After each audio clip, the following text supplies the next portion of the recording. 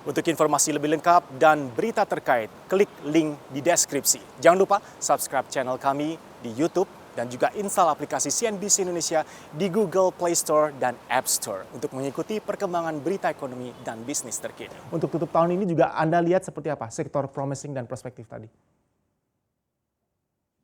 Ya, memang untuk sektor dari sisi saham ya, khususnya kita akan mengurangi yang tadinya mengurangi bobot saham pada awal pandemi di sektor-sektor yang berdampak terhadap pandemi. Sekarang kita sudah mulai rebalancing untuk sektor-sektor yang memiliki potensi yang baik, yang khususnya diuntungkan dalam tren pemulihan ekonomi di akhir tahun 2020 dan 2021.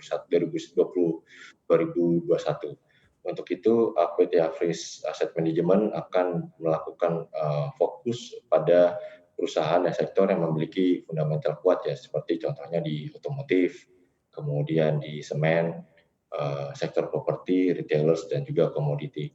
Namun kalau kita lihat dari sisi rebalancing, kita juga harus melakukannya secara perlahan untuk menambah bobot investasi pada valuasi pada titik-titik terendah yang dianggap kita masih bisa masuk di level tersebut. Kemudian kalau dari sisi reksadana pendapatan tetap, kita berfokus pada durasi dipertahankan neutral to overweight.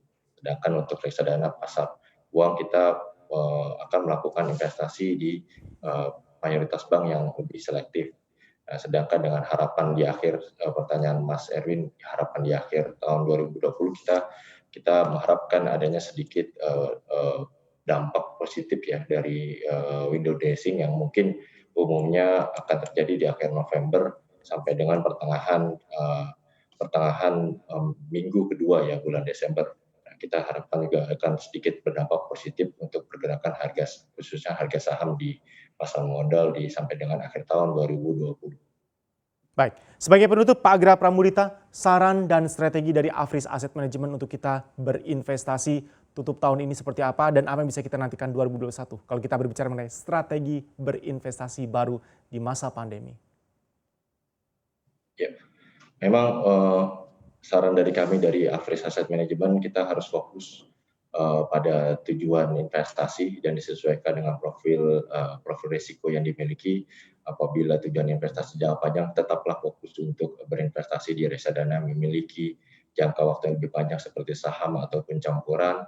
Apabila memiliki tujuan investasi yang menengah, bisa menggunakan reksadana obligasi dan juga atau untuk reksadana yang memiliki jangka waktu lebih rendah seperti pasar uang. Tapi untuk di harapan di tahun 2001 dengan membaiknya perekonomian, diharapkan reksadana saham dapat memberikan potensi gain yang lebih baik dibandingkan dengan reksadana obligasi dan juga pasar uang, karena sepanjang tahun 2020 ini sudah mengalami penurunan yang sangat signifikan, hampir sekitar 20% selama tahun 2020 ini. Jadi kita mengharapkan adanya rebound yang baik, khususnya untuk reksadana saham ya, yang mengalami tekanan dan penurunan yang sepanjang tahun ini sudah lebih dari sekitar 23% untuk AUM reksadana. Jadi kita berharap walaupun kita tetap fokus pada tujuan investasi, kita mengharapkan juga adanya rebound dari pasar saham sehingga dapat berdampak positif untuk dari sisi confident dan juga dari sisi industri reksadana.